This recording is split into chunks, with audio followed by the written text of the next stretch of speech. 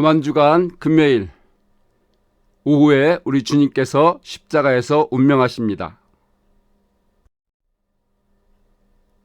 먼저 묵도하심으로 시작하겠습니다. 주 성령님 시작하여 주시옵소서.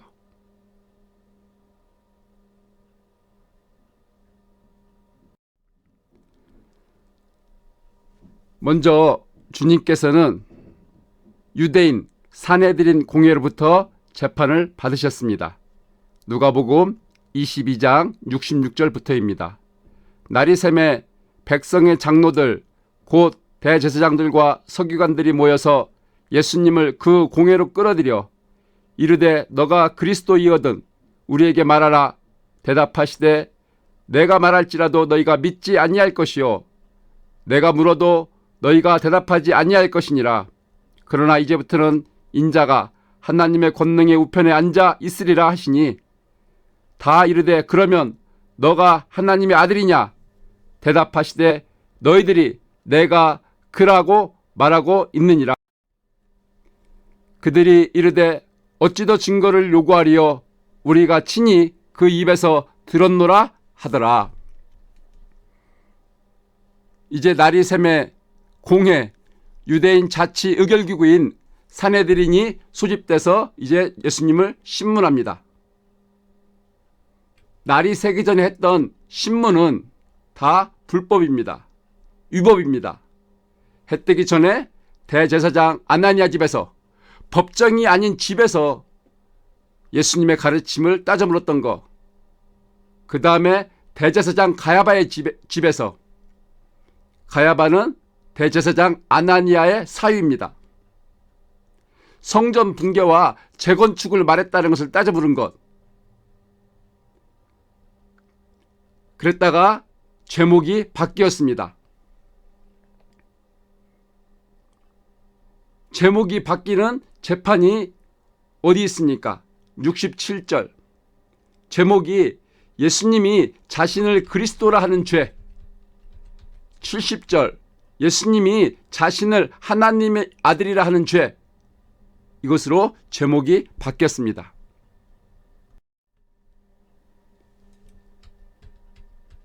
이제 예수님은 로마 법정으로 이끌려 이제 재판을 받습니다. 누가복음 23장 1절부터입니다.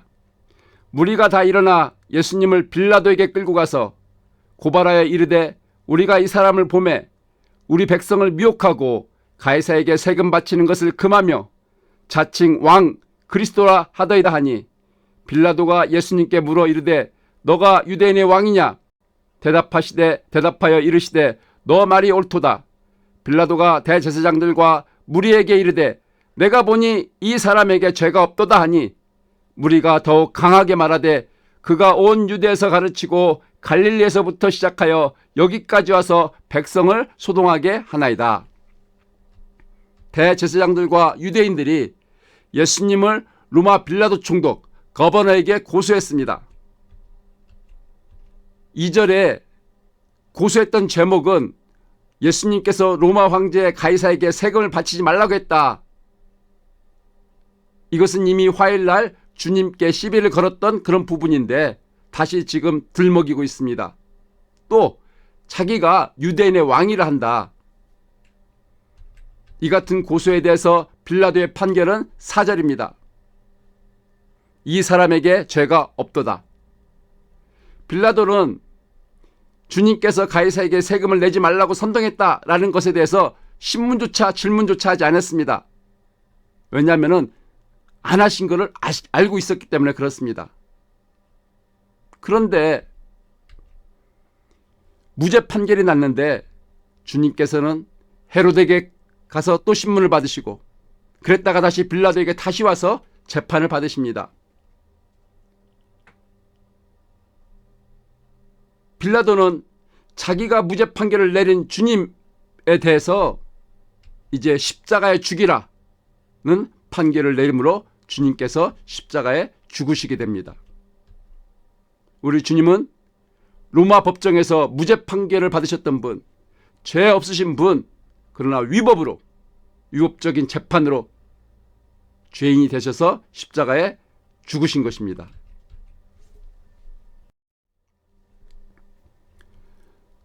주님께서 십자가에 죽으시면서 7번 말씀을 하셨습니다. 그중 첫 번째, 두 번째 말씀입니다. 누가복음 23장 33절부터 43절입니다. 해골이라 하는 곳에 이르러 거기서 예수님을 십자가에 못 박고 두 행악자도 그렇게 하니 하나는 우편에 하나는 좌편에 있더라.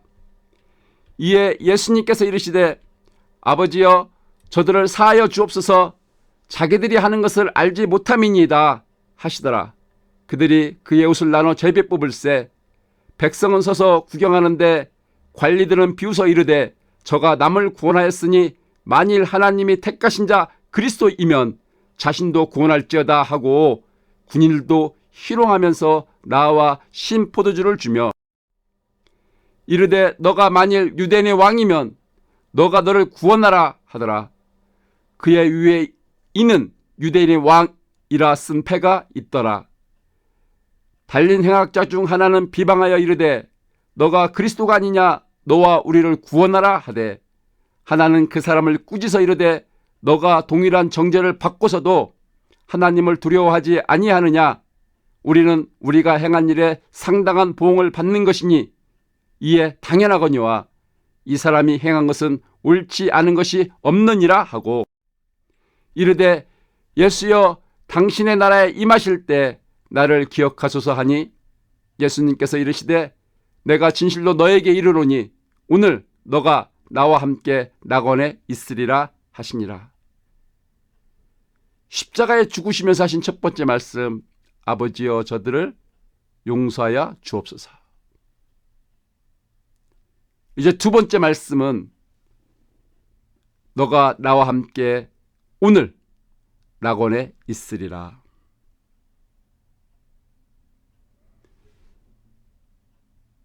죄로 인해서 지금 죽는 자의 마지막 시간입니다.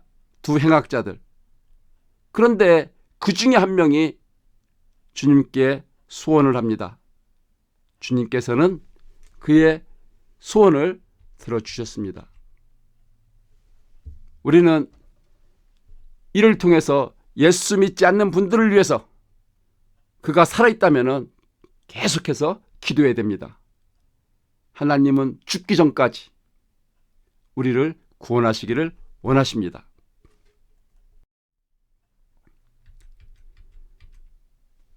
이제 세 번째 말씀은 여자여 보소서 당신의 아들이니이다. 이 말씀이 마리아와 이제 제자에게 하신 말씀이고 네 번째 말씀은 마가복음 15장 33절부터 37절입니다. 제6시가 되매 온 땅에 어둠이 임하여 제9시까지 계속하더니 제9시에 예수님께서 크게 소리 지르시되 엘리 엘리 라마 사박다니 하시니 이를 번역하면 나의 하나님 나의 하나님 어찌하여 나를 버리셨나이까 하는 뜻이라. 곁에 섰던 자 중 어떤 이들이 듣고 이르되 보라 엘리야를 부른다 하고 한 사람이 달려가서 해면에 신 포도주를 적시어 갈대에 꿰어 마시게 하고 이르되 가만두라 엘리야가 와서 그를 내려주나 보자 하더라. 예수님께서 큰 소리를 지르시고 숨지시니라. 주님께서는 아침 9시에 십자가에 달려서 낮 12시부터 오후 3시까지는 지금 봄날인데 대낮에 온 땅에 어둠이 있습니다. 어둠이 임했습니다.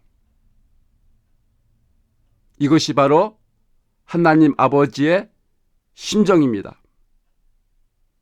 하나님께서는 도저히 당신의 눈으로 아들이 십자가에서 죽는 것을 바라볼 수 없는 그런 지경에 되었습니다. 이제 오후 3시에 34절에 주님께서 엘리 엘리 라마 사박다니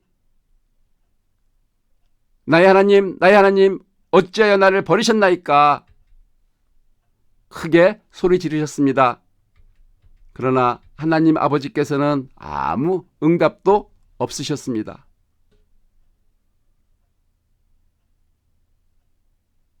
지금이라도 아들의 죽음을 중단시킬 수 있으시지만 그리고 아들을 죽이는 자들을 심판하실 수 있으시지만 하나님 아버지의 참으심, 참으시는 아버지의 이 어려운 심정, 바로 그것이었습니다.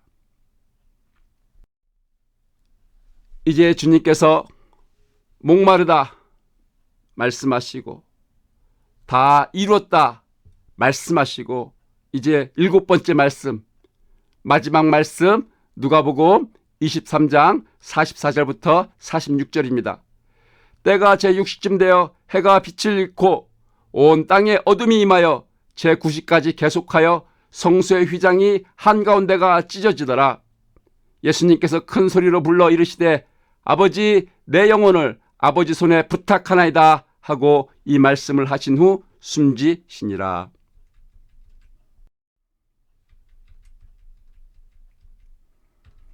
(46절에) 그런데도 주님께서는 아버지께 자기를 버리신 하나님께 자기 영혼을 부탁한다고 말씀하셨습니다. 하나님께서 자기를 버리신 것이 아닌 것을 아시니까 그렇게 하신 것입니다. 그럼 왜 주님께서는 하나님 어찌 나를 버리셨나이까 이렇게 절규했을까요?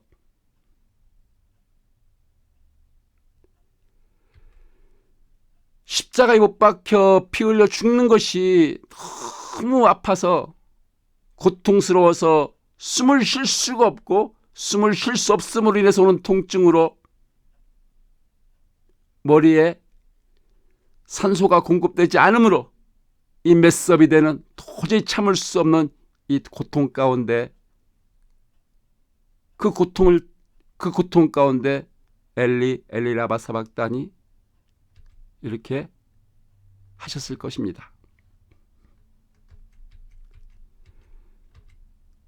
이제 전도서 12장 7절 말씀 읽겠습니다. 흙은 여전히 땅으로 돌아가고 신은 그 주신 하나님께로 돌아가기 전에 기억하라. 우리 주님께서는 지금 아버지여 내 영혼을 부탁하나이다. 왜요? 우리에게는 흙이 있습니다. 우리에겐 또 영혼이 있습니다. 우리가 죽으면 흙은 땅으로 돌아가고 영혼은 하나님께로 가기 때문입니다. 그래서 우리 주님께서 오셔서 십자가에 죽어주신 것입니다. 우리의 영혼을 구원해 주시려고.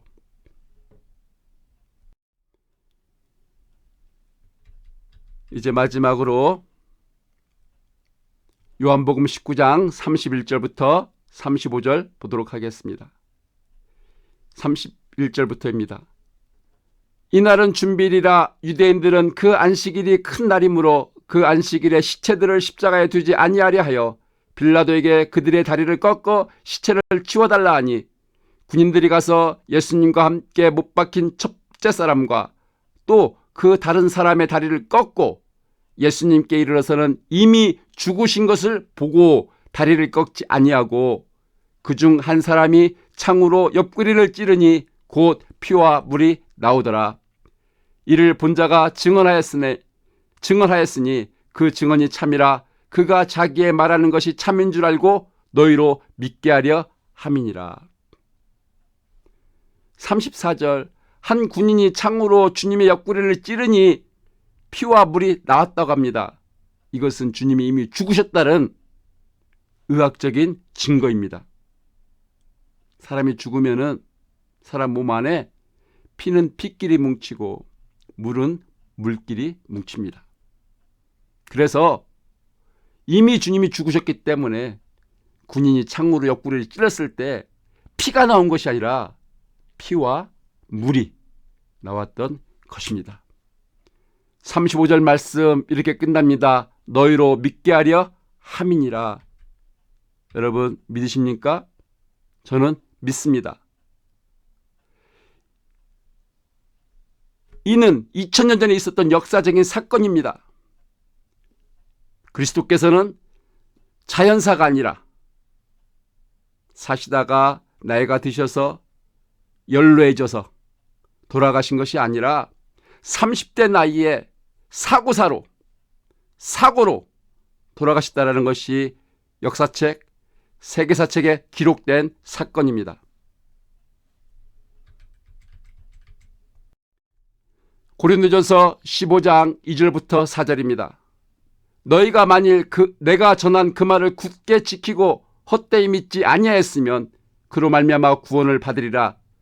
내가 받은 것을 먼저 너희에게 전하였노니 이는 성경대로 그리스도께서 우리 죄를 위하여 죽으시고 장사 지낸 바 되었다가 성경대로 사흘 만에 다시 살아나사.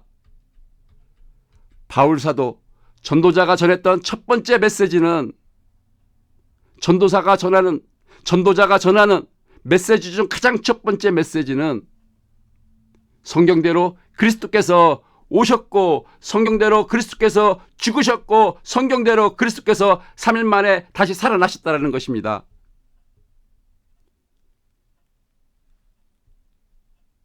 이것은 바울사도 전도자에게 가장 중요한 메시지일 뿐만 아니라 저와 여러분의 인생에서도 첫 번째로 중요한 것이 바로 이것, 예수를 믿고 구원을 얻어야 하는 것입니다.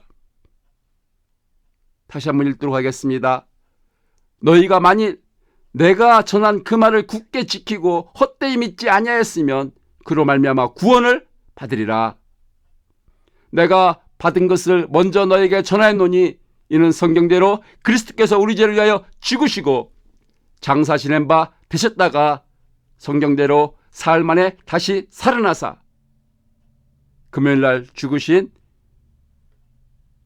그리스도께서는 이제 주일 다시 부활하셨습니다. 이것이 부활절입니다.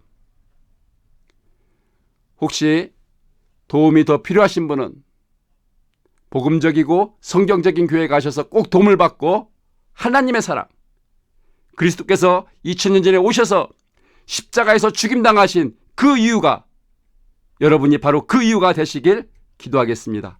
주님은 저와 여러분을 사랑하십니다. 주님 감사합니다. 아멘.